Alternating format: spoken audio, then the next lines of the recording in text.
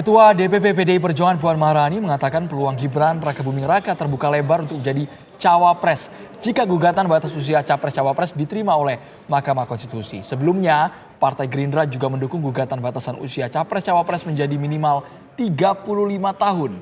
Menurut Habibur Rahman, perubahan batas usia menjadi 35 tahun akan menguntungkan generasi muda. Lalu, akankah Mahkamah Konstitusi bisa mengeluarkan putusannya sebelum masa pendaftaran capres-cawapres ke KPU? Jika peluang itu terbuka, maka siapa di antara Ganjar dan Prabowo yang paling potensial berpasangan dengan sosok generasi muda yang merupakan Wali Kota Solo, Gibran Rakabuming Raka? Untuk membahasnya telah bergabung bersama kami politikus senior PDI Perjuangan Panda Nababan, kemudian anggota Dewan Pembina Partai Gerindra Andre Rosiade dan juga pakar politik Hanta Yuda. Selamat petang Bapak-bapak. Selamat petang, Sira, Andro. Selamat petang, Siva dan Andro. Selamat petang, Bang Panda. Selamat petang, Bang Hanta. Baik, kita terlebih dahulu menyapa Bang Panda. Bang Panda, benarkah artinya ini ada peluang yang sangat besar untuk Gibran Rakabuming Raka jika dipasangkan dengan Ganjar jika uji materi batas usia capres-cawapres ini diterima oleh MK?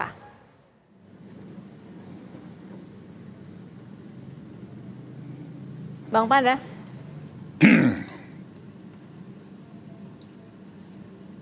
Ya. Bang Panda sudah bisa mendengar suara kami, Bang? Sudah. Baik. Bagaimana Bang Panda jika MK akhirnya menerima batas usia ini? Artinya sudah bisa dipastikan Gibran Rakabuming Raka ini sebagai cawapres dari Ganjar Pranowo?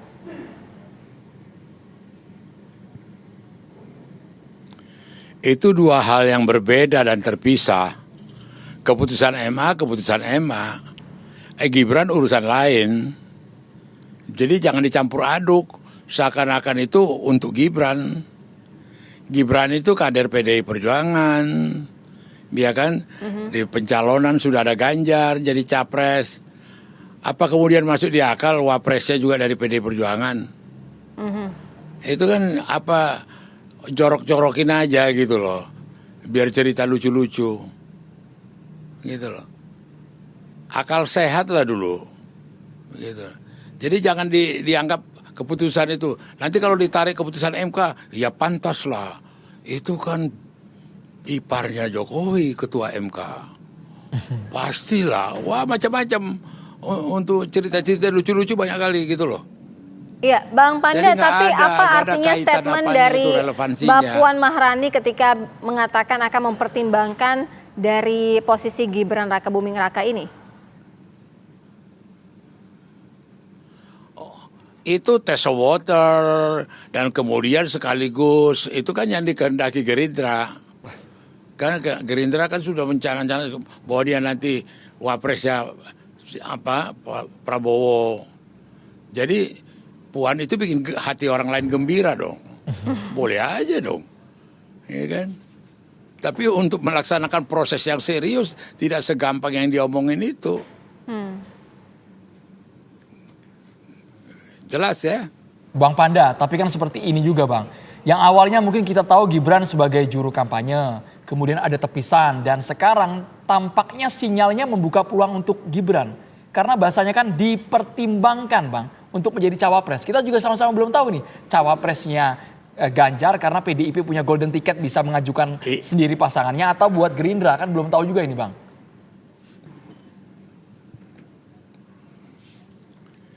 Itu menarik untuk satu dramatisasi lah, nggak usah kita bahas, ya kan?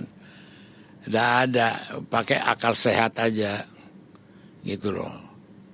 Ya, tapi untuk dramatisasi, wes PDI Perjuangan boleh mempunyai kota 20% lebih.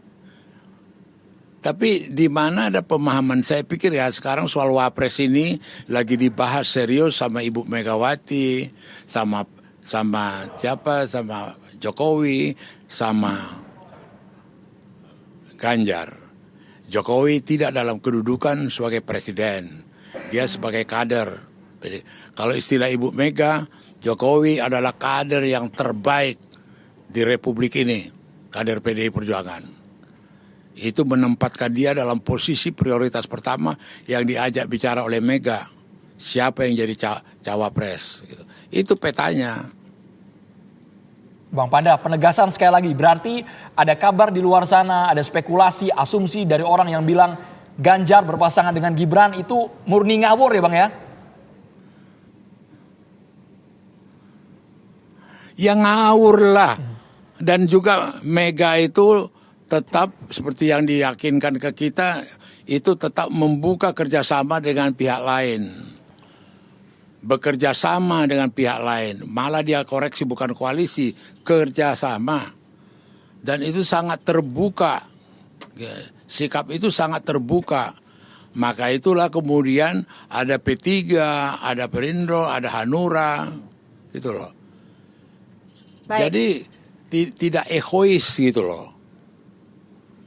Oke, kita ke Bang Andre. Bang Andre, sudah sejauh mana nih keseriusan dari Gerindra untuk meminang Gibran Raka Buming Raka sebagai cawapres pasangan dari Prabowo Subianto?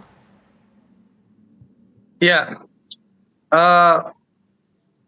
Pak Prabowo sejak awal sudah menyampaikan bahwa beliau bisa bekerja sama dengan siapapun. Dalam beberapa podcast yang lalu, beliau menyebutkan bahwa Pak Prabowo bisa bekerja sama dengan Mas Ganjar, bisa bekerja sama dengan Mas Gibran, dengan Gus Muhaimin, Prof. Mahfud, Pak Erlangga, bahkan dengan Pak Erick Thohir. Jadi tidak ada masalah nanti siapapun yang akan diputus oleh teman-teman dari koalisi. Tapi yang pasti kita semua tahu bahwasanya saat ini ada kendala konstitusi yang dihadapi oleh Mas Gibran. Jadi kita tidak perlu berandai-andai dulu ya, karena memang ada kendala konstitusi yang dihadapi Mas Gibran. Tapi saya ingin menyampaikan bahwa koalisi kami akan mengambil keputusan nantinya, para pimpinan partai koalisi akan mengambil keputusan dengan cara musyawarah untuk mufakat sesuai dengan kearifan bangsa Indonesia.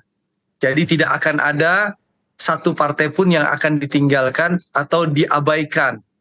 Karena kami punya prinsip berdiri sama tinggi, duduk sama rendah, tidak ada yang tinggi seranting. Sehingga koalisi kita ini betul-betul memastikan bahwa cawapres yang akan terpilih adalah cawapres yang disetujui dan didukung oleh seluruh partai politik. Bang Andre. Seperti itu yang akan kita lakukan. Bang Andre, ini banyak banget Bang Andre Rosiade. Ya, ini banyak banget statement Anda ya. di media massa yang sudah menyebar. Tadi kan banyak nama-nama bursa cawapres, tapi Bang Andre ini menyebut Gibran layak jadi kandidat cawapres. Alasannya apa Bang? Layak jadi kandidat cawapres khususnya untuk Prabowo. Ya tentu pertama Mas Gibran ya adalah wali kota yang sukses. Dalam arti kata kinerjanya sangat moncer. Kita tahu saat ini bagaimana pertumbuhan ekonomi Solo luar biasa, ya begitu majunya kota Solo. Ini menunjukkan bahwa Mas Gibran punya kemampuan, punya kapasitas dan kinerja luar biasa yang layak diperhitungkan. Yang pertama itu. Yang kedua, kita tahu ya mayoritas pemilih di 2024 adalah generasi milenial dan Gen Z. Lebih dari 50%, ini potensi luar biasa. Dan kita tahu Mas Gibran adalah representatif dari generasi muda.